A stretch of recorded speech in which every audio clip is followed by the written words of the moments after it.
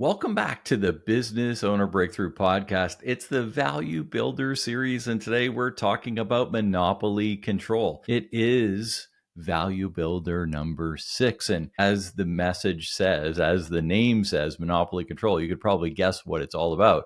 But we're really going to dive into this because it's all about establishing your business as the dominant player in a niche market in your territory. And it can really significantly increase the perceived value of your business. One of my coaches, my marketing coach and mentor around that, I love one of the concepts that he came up with many, many years ago. His name is Dean Jackson.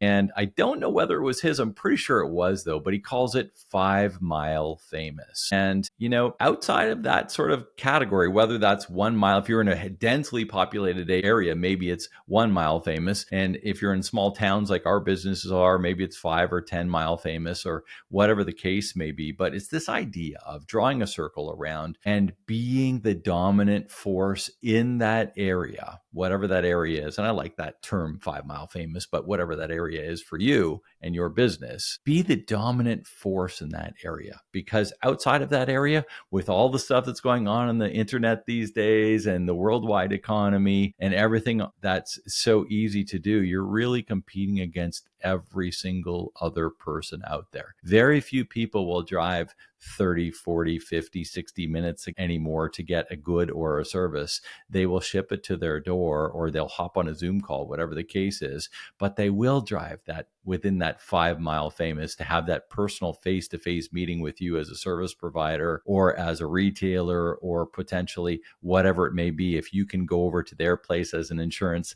salesperson or a realtor, or whatever the case is, be that dominant force in your radius. That's the importance of monopoly control. So there's lots of different ways really to have monopoly control. Obviously, if you own a franchise, let's say a McDonald's franchise, and you're the only one in town, you own the monopoly for that particular town of the McDonald's hamburger and system and fries and all that kind of stuff. But some of the other ways, it could be a particular service. It could be having proprietary products, trademark products, all of that sort of thing. It could be building a brand that's unmatched in your space from your own personal knowledge, information, and learnings in your particular industry. It really doesn't matter, but think of it with different lenses. It's not just saying, hey, we're the only one in town, but why are you the only one in town? Or why are you the place to go when there's other people out there? What makes you different? When you have monopoly control, buyers are willing to pay more because your business isn't fighting in a crowded market. It's leading. One of the biggest things around monopoly control is that businesses with monopoly control really are less vulnerable to the competition and pricing wars, which is really very appealing to banks and buyers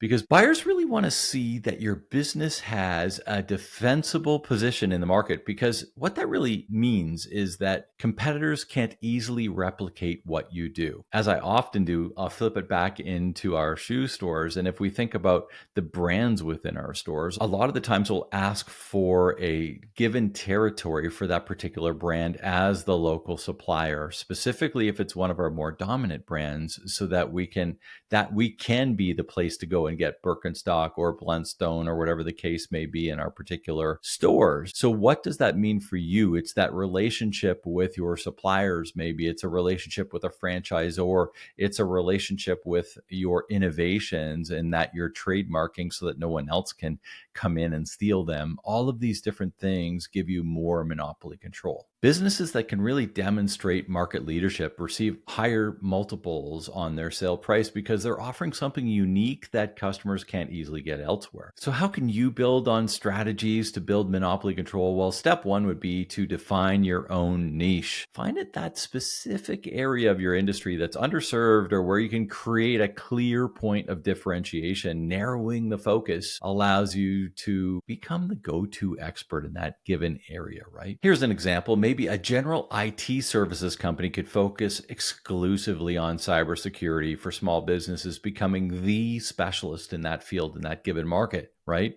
As opposed to being the jack of all trades to everyone. It's hard to be the place to go when you're the jack of all trades to everyone, unless you're in a very small market. Another way to do it would be to develop proprietary services or products. Not everyone can do this, but if you're an innovator, if you've got the opportunity to do this, create something unique that can't be easily copied by competitors. It might be a process, could be a technology, or maybe even a product. A third way to do it is just build that strong brand. And that's one of the things around franchising, that a lot of franchisors spend a lot of time building that brand. So if you bought that franchise, you don't have to go through all the pain and aggravation and everything building that brand. And that's one of the benefits of buying a franchise. That being said, if you're not interested in franchises, that's okay too. You need to start investing in building the brand that stands out and becomes synonymous with that niche, with that monopoly, right? Strong branding not only makes you the leader in your market, but it also builds loyalty and trust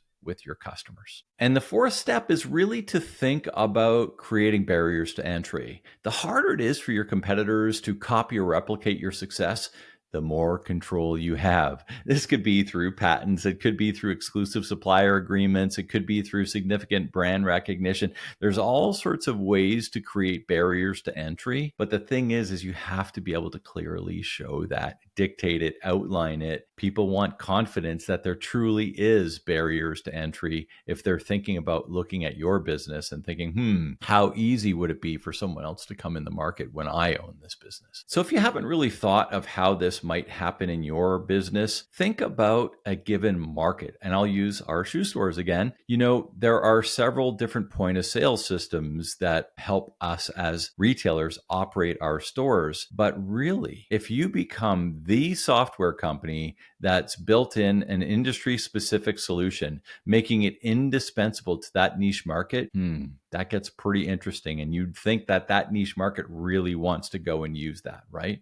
I think Shopify has done a really good job of really penetrating a different niche markets and showing how their system can do that. A service-based business with exclusive contracts in a region is also such a great way to do it, making it the only option for certain clients. And if we take that, we had used a little bit earlier idea around cleaning carpets as recurring revenue in last week's episode. But think of the outlay of money with all the trucks, with all the carpets, with all the cleaning mechanisms and tools and everything. That is a very big business and would probably be very hard to replicate and duplicate. The sales force, the service team, all of these different things. That's why you probably only have 2 or 3 people that are doing that carpet business for your stores or for your entranceways, whatever the case is. There's not a whole lot of competition in that market. It's very hard to get in because of the limitations of cash and service and all the different things, but it makes it become more lucrative from a monopoly control perspective. So where do you stand in monopoly control? Are you 5 Mile famous in your business, in your niche? If you're not, got some work to do. That's okay. It takes time to build value in your business, and one of the best ways to do it is to take the Value Builder Assessment. We've been talking about it all through this little mini series here. All you have to do is head over to the exitreadybusiness.com and click that green-blue button that says Value Builder Assessment. Take you about half an hour to do that. We'll hop on a call and I'll give you some ideas. We'll spend about half an hour together, completely free to you.